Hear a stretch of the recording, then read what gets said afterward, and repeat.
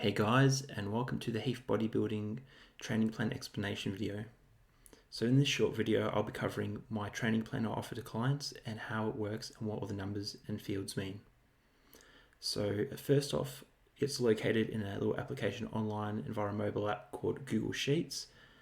In this application, it can be shared with anyone and commented on easily. It also works as a live document, so you can see changes being made live in front of you. So if you're out in the gym and you are wanting something looked at, I can jump into the program and make changes live while you're looking at it as a benefit.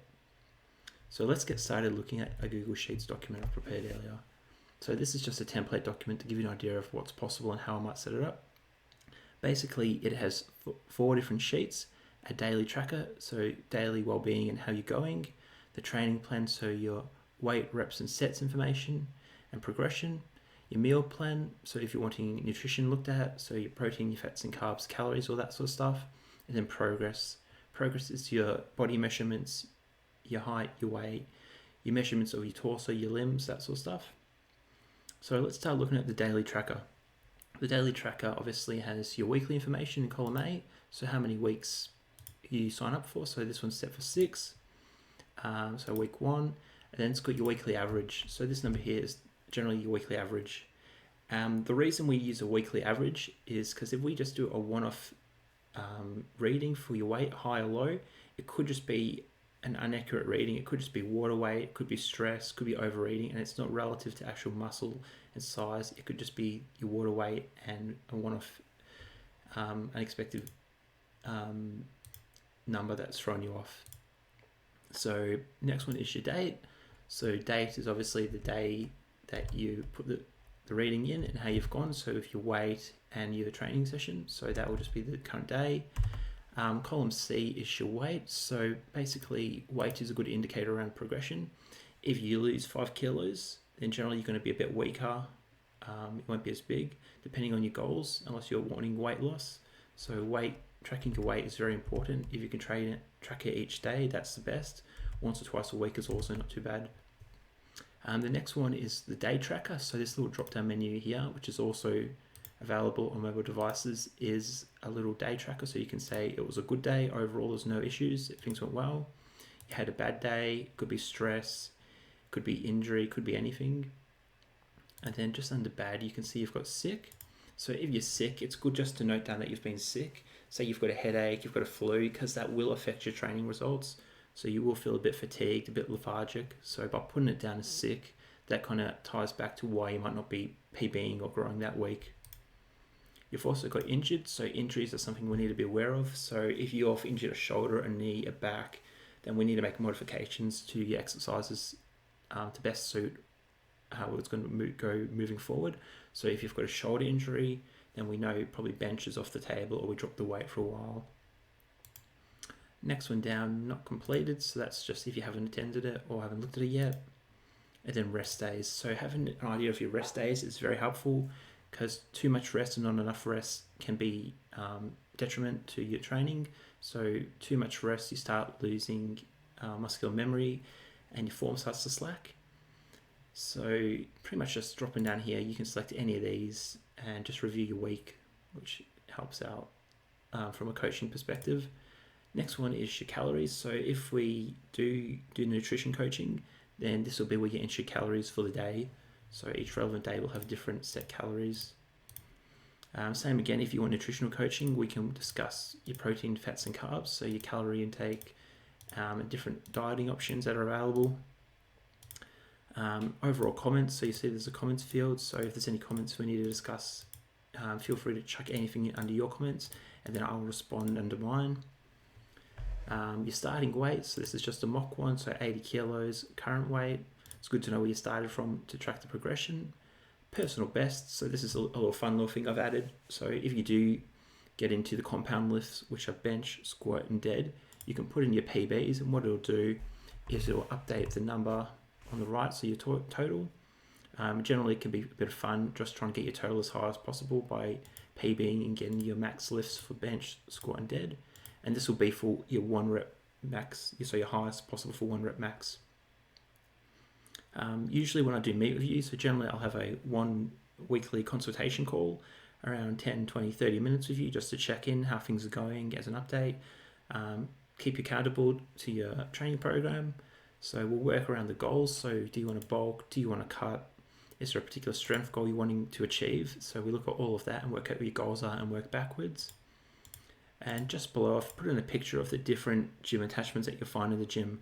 Because there's so many names of these pieces of equipment, I just find it useful. If we have this here, you can say, oh, Heath, I'm using a number 5 today. So number 5 is a lat pull down bar, and we can just easily relate to the same piece of equipment and attachment. Moving along, we'll just have a quick look at the training plan. So this is a pre-populated one I've used with a client previously. So in column A, you can see it's got the training day and exercises. So it's got push, legs, pull, rest, push, legs, pull. Yep, and down underneath is the exercises. So you can see that there's 5 exercises under most of them, some have 6 or 7. The next column is obviously the recommended weight. So as I said before, anytime you see a light blue field, that's what you're filling, and any white field is what I will fill in for you. So this program is a week 1 of 6 program, so it means it runs for 6 weeks, and we're just looking at all of this is just week 1. So everything we see here is just week 1, and week 2 is currently hidden.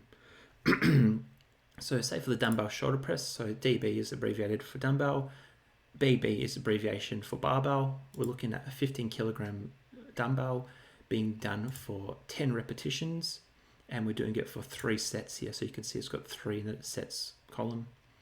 What the blue means is what the client or yourself has got. So the client's done this week 1, and they've got 15 kilograms. They've got 12 on the first set, 12 on the second set, and 12 on the third set. So if I was to change this to 7, what this would indicate is the client's got 12 on the first set, 12 on the second set, and then 7 on the third set. And then each week, generally you'll complete your session, you'll go through, update your numbers, and this will populate for me. And then we discuss and review numbers at the weekly check-in. The next column is your difficulty. So difficulty is out of 10, how difficult it was. Basically what we're using is called an RPE system, which is the lifting standardized level of difficulty. So to keep it simple, basically it means if someone put a RPE or a difficulty level of 7, it means they have 3 reps left over in the tank. So that means they finished, but they could have done 3 more reps. If they've done a chest press machine and they've given it a 6 difficulty, that's what's called a 6 RPE. And that means they would have 4 repetitions left over. So they basically told me for this chest press machine, they have 4 reps left over that they could have got. So they did not go to failure at all for week 1, which is ideal. So generally what I'm asking for week 1 is what's called an RPE of 5. So basically every exercise you go through, I want you to finish with 5 repetitions left in the tank. So you're not going to failure, not yet. The next column is the results. So generally just did it go good, did it go bad? So if you have any niggles, trouble with form, anything you didn't like or just didn't like it, just give it a cross and just let us know. So that way we're not wasting time doing 3 or 4 weeks of exercises that you hate. It comes to my attention and I can swap it or modify it for you. Exercise notes, so this could be things such as including a drop set, or it could be time training, so 30 seconds rest. So just different notes. And then column AB, that's where I want you to fill out your your comments. So it could be had trouble with form, could be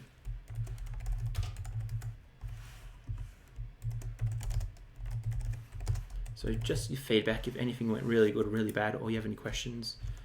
So just generalized comments. If you can see a cells covered yellow, generally what that means is I'd like for you to record it if possible, so we can have a look at it and review it. Generally, I might ask for 1 to 2 videos per session just for feedback if available, and just helps me understand how things are going. So that's pretty much the training plan. And what happens is when you're ready for week 2, what I'll do is I'll make available your week 2, which is just under here. And you'll see that week 2's there. So you'll have updated numbers and you'll have updated sets and reps. Anything I've highlighted green refers to a drop or making it easier. So that must have been too hard. So we've made it a little bit easier, indicated by green. And this yellow color indicates it's gone harder, so it's an increase. So you can see this one's gone from 3 sets last week to 4 sets this week, so an increase in sets. Generally, I won't color it yellow for the weight, because generally weight's always increasing over time. It's pretty consistent. Let's take a look at the meal plan. So generally this is just a once or twice off thing that we look at, just to get some general readings around your water intake, your fiber, your sodium, your protein, your fats and your carbs, just to see if anything's out of range and needs looking at.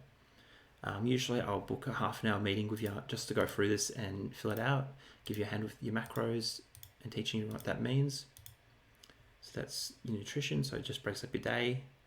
And then lastly is the progress. So the progress is pretty much tracking progress pictures. So some people want hypertrophy, so muscular size and aesthetics, so they want to look pretty good.